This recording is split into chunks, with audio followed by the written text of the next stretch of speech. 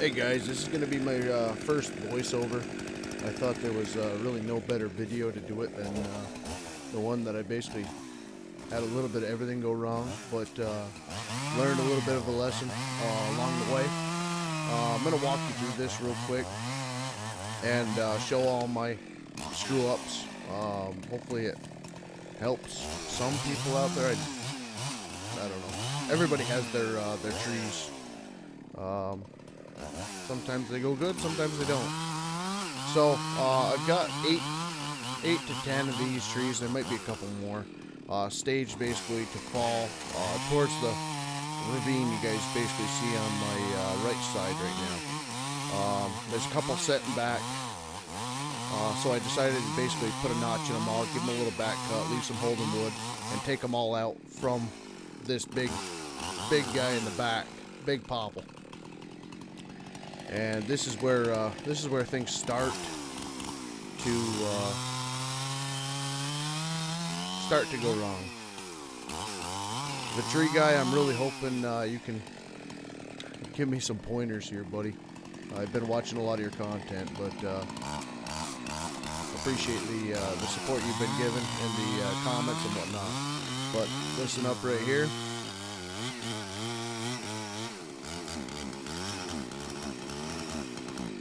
I knew I was done for.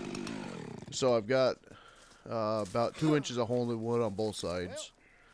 Not particularly good. Not a good situation, really. You know, you get a good gust of wind, these trees are ready, basically. Don't have fuel with me, and then this happens.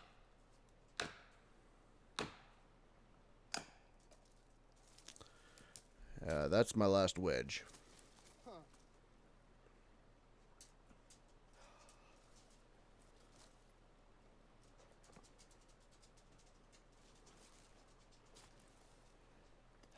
So, I'm a good mile from my house. Come back soon. Trying to keep the little upbeat attitude there, but I knew I didn't bring fuel with me. You know, that first off, big mistake. I was only supposed to drop a couple trees. Ended up dropping somewhere around 40, I'd say, popples. Just for them to have a little bit better view of the mountainside. These things grow so fast where we are. You guys can see it's very wet. So I've got a nice pine to the left side here. Basically, I was trying to take all these trees out at one time away from that pine. Doesn't happen. And right now I'm trying to cut the wedge out without making them cut above or below my cut. That way the tree doesn't set back.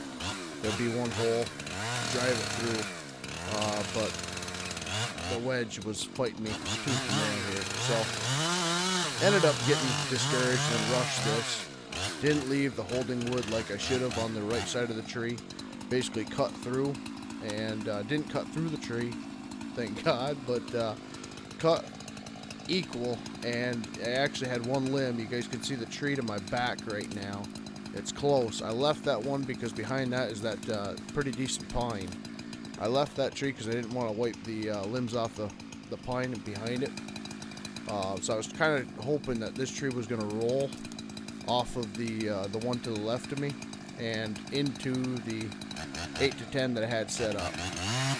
But instead, rushing it, I ended up cutting it basically even. Got to about an inch worth of holding. And got hung right in the tree that I didn't really want to drop because I didn't want to bust up that pine too much. So now I'm licking my wounds, realizing that now I've got to cut a tree that's kind of in between the mess I made. Didn't give myself a very good escape route. As you can see, I'm going to have to climb over this log that's to my back right now that I had already cut.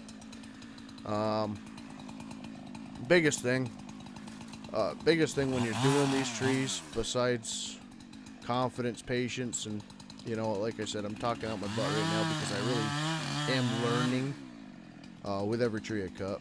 But make sure you have an escape route. and don't do what I'm doing, you're gonna end up seeing it right here. I really should have bucked this log up a little bit more. Climbing over that right there, you just don't know. You get yourself hung.